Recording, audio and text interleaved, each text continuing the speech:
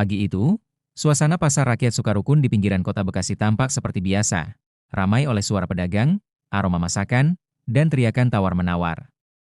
Di salah satu sudut pasar yang agak sepi, sebuah warung sederhana bernama Warung Busari berdiri dengan bangga.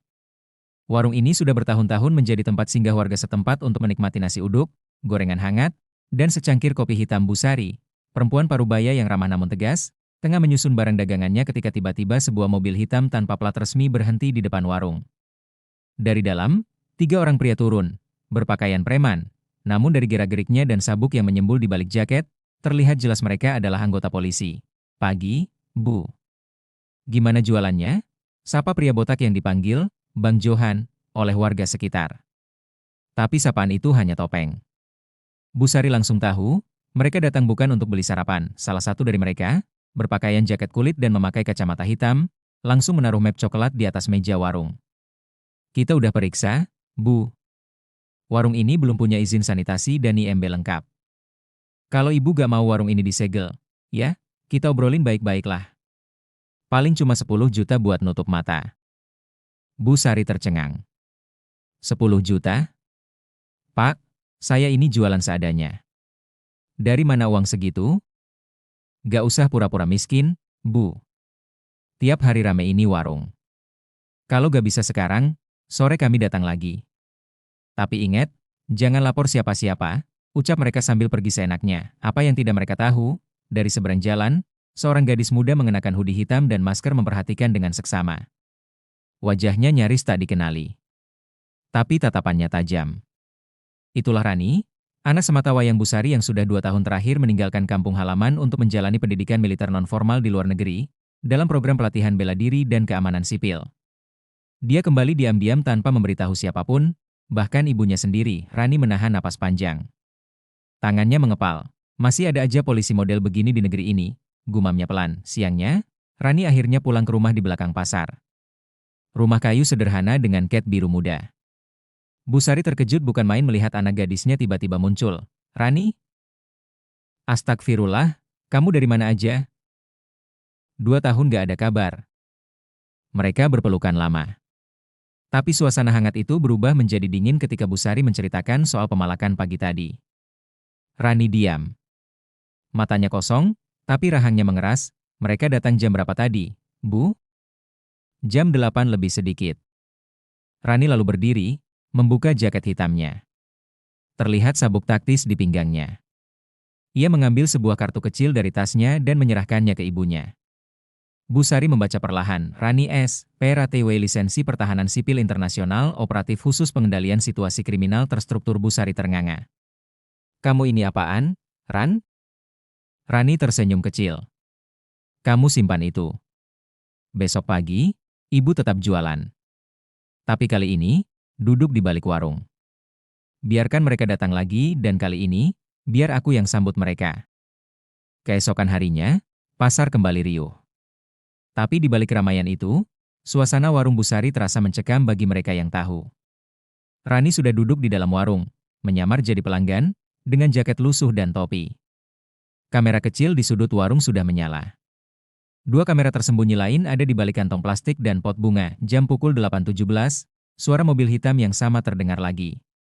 3 polisi itu turun, lebih agresif dari kemarin. "Kita kasih waktu 24 jam, Bu. Sekarang mana duitnya?" Tapi hari itu, bukan Busari yang menyambut. Rani berdiri perlahan dari kursinya. Dia menatap tajam ke arah ketiga pria itu. "Kalau kalian punya surat tugas resmi, silakan tunjukkan. Kalau tidak, saya minta kalian pergi sekarang juga." Mereka tertawa. "Siapa lo? Anak kecil mau sok jadi pahlawan? Gue kasih waktu 5 detik buat cabut. Atau kalian akan viral dalam hitungan menit." Tawa mereka membahana. Satu dari mereka mencoba meraih kerah Rani, tapi gerakannya terlalu lambat bagi gadis itu. Sekejap, pria itu sudah ditarik ke meja kayu, dibanting, dan dihajar dengan pukulan siku yang membuatnya terkapar. 2 lainnya tersentak, mengeluarkan borgol, tapi tak sempat mendekat. Rani meluncur cepat, menendang lutut pria kedua hingga ambruk dan menjatuhkan senjatanya. Pria terakhir, si Johan, mundur panik, mencoba meraih radio di saku. Tapi sebelum sempat bicara, Rani sudah menjatuhkannya dengan teknik kuncian tangan dan lutut yang membuatnya menjerit kesakitan. Warga mulai berkerumun. Beberapa merekam dengan ponsel. Busari yang dari tadi mengintip di balik dapur, keluar dengan mata berkaca-kaca. Rani. Astagfirullah, Rani berdiri, mengatur napas. Tangannya tak gemetar. Ia menatap kamera CCTV yang ia pasang. Ini belum selesai. Aku akan bawa mereka ke pihak berwenang. Dan kali ini, gak akan ada lagi warga pasar yang dipalak seenaknya. Pagi itu mendadak heboh. Video bentrokan di warung Busari menyebar dengan cepat di media sosial. Tagar polisi preman dan gadis penegak keadilan menjadi trending dalam waktu 2 jam. Warganet menyambut aksi Rani dengan pujian, sementara pihak kepolisian dibuat kalang kabut. Namun di kantor Polsek Sukarukun, suasana jauh berbeda. AKP Rizal, Kapolsek yang sudah lama jadi dewa kecil di wilayah itu, tampak gusar. Ia menatap layar monitor sambil menghisap rokok tanpa henti.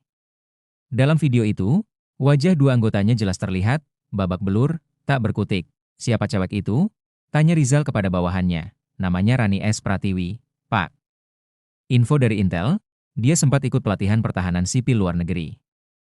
Tapi belum ada data lengkap soal status hukumnya di Indonesia.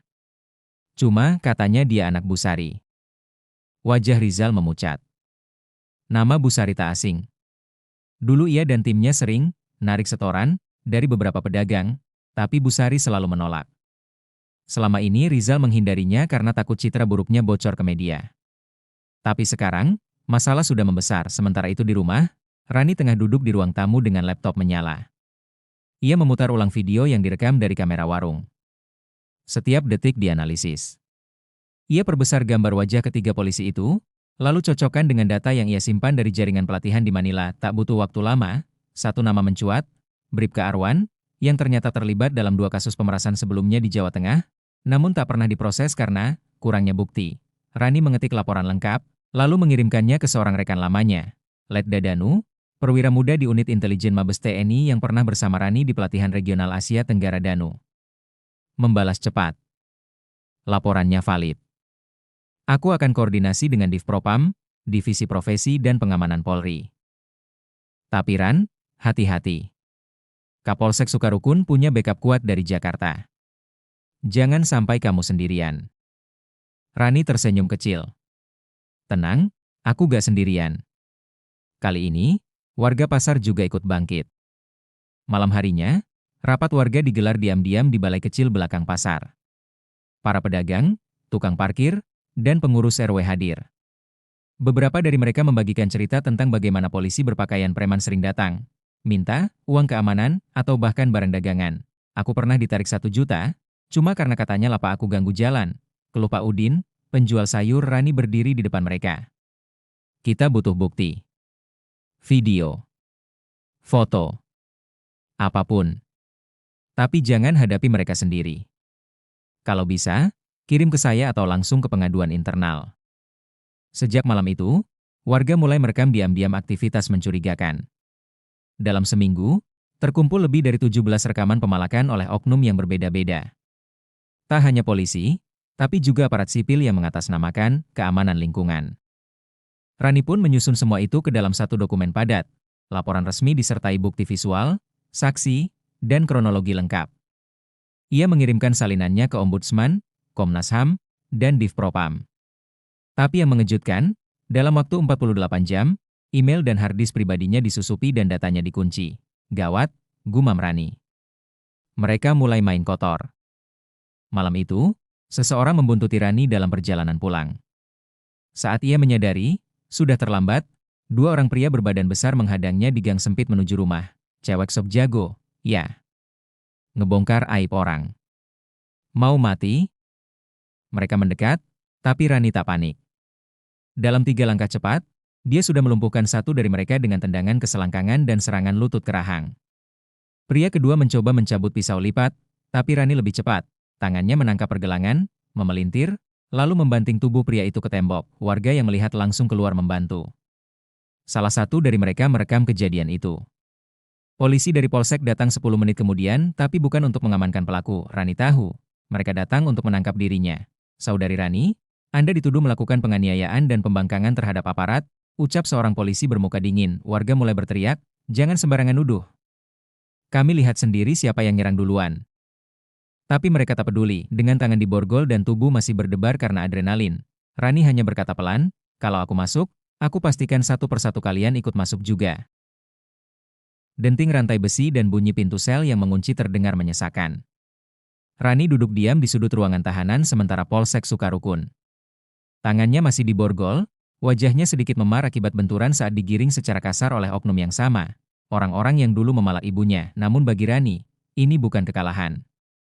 Justru inilah momen pembalikan dari balik dinding tahanan, ia bisa mendengar diskusi para petugas. Mereka mulai panik, saling menyalahkan, dan berusaha merapikan jejak mereka. Ia tahu, sekarang mereka sedang mencoba menghapus bukti digital, menakuti para saksi, dan menutup jalur-jalur pelaporan warga. Tapi mereka lupa satu hal, Rani tidak sendirian. Pukul 3.17 dini hari, di rumah kontrakan kecil milik salah satu pengurus pasar, laptop tua menyala terang. Di depannya duduk seorang pria berkacamata, Bayu, sahabat lama Rani sejak SMA yang kini bekerja sebagai analis digital lepas. Ia tengah membuka akses cadangan server yang Rani simpan dengan sistem remote backup cloud. "Gila lu, Ran. Untung lu nyuruh gua backup data lo minggu lalu. Mereka pikir udah ngehapus semua?" "Heh." Bayu mengemas semua file, video pemalakan, penganiayaan, dokumen rekening ilegal oknum polisi, serta laporan resmi Rani yang belum sempat dikirimkan. Lalu ia menyusunnya ke dalam satu file terenkripsi berjudul, "Satu koruptor hancur sistem," dan mulai menyebarkannya lewat platform whistleblower digital. Tidak butuh waktu lama, file itu viral. Keesokan paginya, berita mengejutkan muncul di media nasional. Terbongkar. Oknum polisi di Bekasi diduga terlibat jaringan pemalakan terstruktur. Bukti video dokumen menyebar di internet. Kompas Online, gadis tahanan ungkap skema pemerasan yang libatkan pejabat Polri. Tribun News di dalam tahanan, Rani mendengar keributan dari luar. Petugas datang dan pergi. Wajah mereka berubah tegang. Tak lama, datanglah mobil hitam berlogo Divpropam Polri dan dua kendaraan TNI berpakaian sipil. "Saudari Rani S. Pratiwi?" tanya seorang pria bertubuh kekar namun sopan. Rani mengangguk, "Kami dari Divpropam. Atas dasar laporan, bukti digital, serta keterangan publik, Anda dibebaskan tanpa syarat, dan justru akan kami dampingi sebagai pelapor utama kasus besar ini." Petugas Polsek yang tadi menangkap Rani hanya bisa menunduk, sementara wajah Kapolsek AKP Rizal langsung memucat saat mobil itu berhenti di depan kantornya. "Ambil dia juga," perintah salah satu perwira Divpropam. "Apa?" "Saya Kapolsek di sini." Rizal membentak, tapi Letda Danu yang turun dari mobil hanya mengangkat alis, lalu berkata dengan tenang, "Dan saya dari markas pusat. Anda akan ikut kami ke Jakarta untuk pemeriksaan dugaan penyalahgunaan jabatan, pemerasan, dan intimidasi warga sipil." Beberapa hari kemudian, Rani sudah bebas dan duduk di ruang konferensi Komnas HAM. Ia tidak lagi berbicara sebagai warga biasa, tapi sebagai whistleblower nasional yang mengangkat suara para korban pemalakan sistematis yang terjadi bertahun-tahun. "Ini bukan tentang saya, atau ibu saya. Ini tentang ratusan warga kecil yang takut bicara. Kita tidak bisa terus-menerus membiarkan seragam dijadikan tameng kejahatan," ujar Rani di depan media nasional. Laporan resminya akhirnya ditandatangani oleh Ombudsman, Komnas HAM, dan Divpropam. 12 oknum polisi ditangkap, termasuk AKP Rizal. Beberapa pegawai sipil dan preman bayaran yang bekerja sama dengan mereka juga ikut dijerat. Tapi bagi Rani, ini baru awal. Malam itu, di warung sederhana Busari, warga kembali makan seperti biasa. Tapi kali ini tanpa rasa takut. Tak ada lagi orang datang minta jatah keamanan. Tak ada lagi suara mobil gelap yang berhenti mendadak di depan lapak. Busari tersenyum pada anaknya yang duduk menyeduh teh di pojokan. "Ran, kamu yakin mau balik ke Jakarta minggu depan?" Rani tersenyum tenang. "Iya, Bu. Ada banyak tempat yang harus dibersihkan. Dan banyak orang yang belum tahu bahwa anak penjual nasi pun bisa membuat perubahan besar." 3 minggu setelah pembebasan Rani dan penangkapan besar-besaran terhadap oknum Polsek Sukarukun, suasana ibu kota mulai terasa panas. Di tengah hiruk-pikuk gedung pemerintahan dan suara sirene yang tak pernah tidur, sebuah undangan khusus dikirimkan kepada Rani. Bukan undangan biasa, kertas berkop resmi bertuliskan, "Program Khusus Pengawas Internal Independen Kementerian POLHUKM." Pemanggilan kepada Rani S. Pratiwi sebagai konsultan lapangan dan penasehat etik sementara. Lokasi, Gedung Utama Badan Intelijen Nasional. Waktu, pukul 8 WIB, 3 September 2025. Hari itu, Rani mengenakan kemeja putih polos dan celana panjang gelap. Sederhana, tapi berwibawa. Di dalam ruang briefing, Duduk beberapa perwira tinggi, baik dari kepolisian, TNI, hingga lembaga intelijen negara. Seorang pria paruh baya, berpangkat mayor jenderal, membuka pembicaraan, kami butuh mata dan suara dari rakyat. Tapi bukan rakyat biasa. Kami butuh orang seperti Anda, Nona Rani. Anda tahu cara berpikir di luar sistem, dan Anda berani melawan meski sendirian. Rani menatap mereka satu persatu. Kalau saya ikut, saya tak mau jadi simbol. Saya mau kerja nyata. Dan saya tak akan diam jika nanti justru melihat kejahatan dari dalam ruangan ini. Semua terdiam, Maijen itu justru tersenyum. Dan itulah kenapa kami memilihmu. Tugas pertamanya dimulai seminggu kemudian. Menyusup sebagai pengawas diam-diam di wilayah Polres Jakarta Timur, tempat yang diduga menjadi pusat koneksi belakang layar dari jaringan korupsi yang lebih besar. Termasuk yang membekingi AKP Rizal selama ini. Rani menggunakan identitas palsu sebagai staf administrasi. Sementara hanya sedikit pejabat tinggi yang tahu siapa dia sebenarnya. Namun tak butuh waktu lama sebelum dia mulai merasakan atmosfer busuk yang sama seperti di Sukarukun. Amplop, jatah mingguan, transaksi gelap antar meja, dan petugas lapangan yang menggunakan jabatan untuk menekan pedagang kecil, ojek online, bahkan siswa SMA. Tapi yang paling mengejutkan bukan itu. Saat Rani menyusuri file lama di arsip kantor, ia menemukan dokumen mencurigakan. Protokol operasi, bayangan tertutup, disahkan oleh Oknum Pati Polri, dengan dukungan dana tak resmi dari sektor swasta keamanan. Dalam dokumen itu, ada skema kerjasama antara sejumlah pejabat tinggi dan organisasi, bayangan, yang menggunakan polisi berpakaian preman untuk memeras, memantau, bahkan mengintimidasi warga yang dianggap mengancam stabilitas politik lokal. Termasuk aktivis, jurnalis, dan whistleblower. Nama Rani tertera di dalamnya sebagai target pemantauan kelas tinggi. Jadi mereka masih mengincar gue, gumam Rani. Ia mengerti sekarang, kasus Sukarukun hanyalah puncak gunung es. Malam itu, saat ia kembali ke flat kecil yang disediakan oleh kementerian, ada yang aneh. Lampu lorong mati total, langkah Rani terhenti. Instingnya menajam. Dia buka pintu pelan-pelan dan merogoh senter kecil dari tas. Saat pintu terbuka sedikit, bam! Sebuah bayangan hitam menyerang dari arah belakang. Rani menghindar cepat, lalu melompat ke dalam kamar dan mengunci diri. Dari balik jendela, dia melihat dua orang berpakaian hitam lengkap melarikan diri menaiki motor tanpa plat. Teleponnya berdering dari nomor tak dikenal. Suara berat di ujung sana berkata pelan, "Berhenti, Nona Rani. Anda sudah masuk ke wilayah yang tak seharusnya Anda sentuh. Tidak semua kebenaran boleh dibuka." Klik. Terputus, Rani menarik napas. Kali ini bukan sekadar oknum. Ini sudah level sistemik. Ia tahu, hidupnya tak akan sama lagi setelah ini. Keesokan paginya, ia bertemu kembali dengan Letda Danu di gedung BIN. "Kamu diserang?" tanya Danu. Rani mengangguk. "Mereka tahu aku masuk terlalu dalam. Aku temukan satu dokumen, ada nama petinggi di dalamnya. Bahkan anggaran dari lembaga yang katanya independen." Danu menghela napas berat. "Aku akan coba sampaikan ini ke kepala BIN. Tapi kamu harus sadar, Ran, mulai sekarang, kita melawan musuh yang bisa mengubah data, mengganti fakta, bahkan menghapus orang." Rani menatap Danu. "Aku siap." Namun saat mereka keluar dari ruangan, seorang agen mendekat dan menyampaikan kabar yang membuat dunia Rani terguncang. "Ibu Anda, Bu Sari, dilarikan ke rumah sakit. Diduga keracunan makanan dari pengiriman tak dikenal." Wajah Rani langsung pucat. Ini balasan dari mereka. Suasana ruang UGD Rumah Sakit Umum Pusat malam itu begitu sunyi, meski di luar pintu para petugas jaga lalu lalang. Di dalam, Rani duduk di kursi tunggu, mengenakan hoodie gelap dan masker. Matanya sembab. Tangan kirinya menggenggam erat tangan ibunya, yang masih terbaring lemah dengan infus dan alat bantu oksigen. "Maaf, Bu, aku gak bisa jaga ibu. Tapi mereka akan bayar semuanya." Dari hasil pemeriksaan, dokter menyebutkan racun yang dikonsumsi Bu Sari adalah jenis organofosfat, biasa digunakan untuk pembunuhan lambat. Tapi beruntung, Bu Sari memuntahkannya sebelum menyerap seluruhnya ke sistem tubuh. Serangan itu bukan hanya peringatan. Itu adalah perang terbuka. 2 hari kemudian, Rani mengambil keputusan besar. Ia mengumpulkan semua bukti yang belum sempat dirilis. Dokumen jaringan, bayangan tertutup, rekaman internal pemalsuan laporan keuangan, data transaksi antara aparat dan ormas bayaran, serta nama-nama besar di belakangnya. Termasuk seorang jenderal aktif dan pejabat Kementerian Hukum. Rani tahu, kalau dia mengedarkan ini sendiri, sistem bisa menekannya. Tapi dia tak sendiri lagi. Dengan bantuan Letda Danu, Bayu, sahabat digitalnya, serta dukungan jurnalis-jurnalis independen, Rani membentuk tim kecil bernama Cahaya Sipil.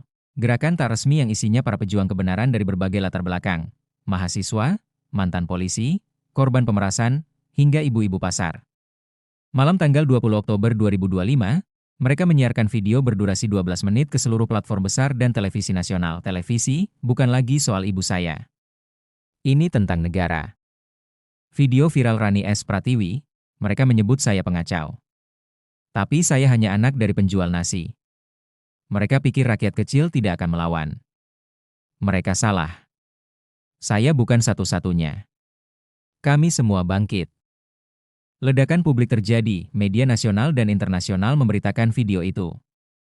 Rakyat marah. Demonstrasi muncul di berbagai daerah. Masyarakat pasar, mahasiswa hukum, bahkan anggota Polri yang bersih turun ke jalan, menuntut pembersihan total. Presiden pun akhirnya angkat bicara. Kami akan bentuk tim independen reformasi penegakan hukum. Tak ada yang kebal hukum. Bahkan jika ia seorang jenderal. Tak lama, operasi bersandi, cahaya putih, dimulai. Sebanyak 21 pejabat dan anggota aparat ditangkap, termasuk Jenderal Santoso dan pejabat Kemenkumham yang sebelumnya berada di belakang jaringan pemerasan. Kapolsek Sukarukun yang dulu mencaci maki Rani, dihukum 12 tahun penjara. Oknum Bribka yang memalak di warung Busari, dipecat dan dijatuhi 6 tahun. 3 bulan kemudian, pasar Sukarukun kembali hidup. Warung Busari ramai seperti dulu. Tapi kini, di dinding warung, tergantung plakat kayu kecil bertuliskan, "Dulu ibu kami diperas di sini. Sekarang, ini tempat kami berdiri melawan." Komunitas Cahaya Sipil Rani duduk di bangku depan warung, menyeruput kopi. Bayu datang sambil membawa koran. "Lihat. Kamu masuk Time Magazine." Judulnya The Girl Who Fought the Uniformed Shadows. Rani hanya tertawa kecil. "Aku gak butuh jadi tokoh. Aku cuma gak mau ada anak lain lihat ibunya diperas dan diam aja." Letda Danu datang menyusul. "Kementerian mau ngajak kamu buat ikut reformasi nasional. Jabatan resmi. Gaji gede." Rani menggeleng. "Gak butuh jabatan. Tapi kalau kalian mau bantu kami bikin sekolah hukum gratis buat warga, aku ikut." Epilog, Rani tak pernah kembali jadi warga biasa. Tapi dia juga tak ingin jadi selebriti. Ia memilih jalan sunyi, menjadi pembela rakyat tanpa seragam, tanpa pangkat, tapi penuh keberanian. Namanya dikenal di seluruh negeri. Tapi bagi banyak orang, dia hanya satu hal.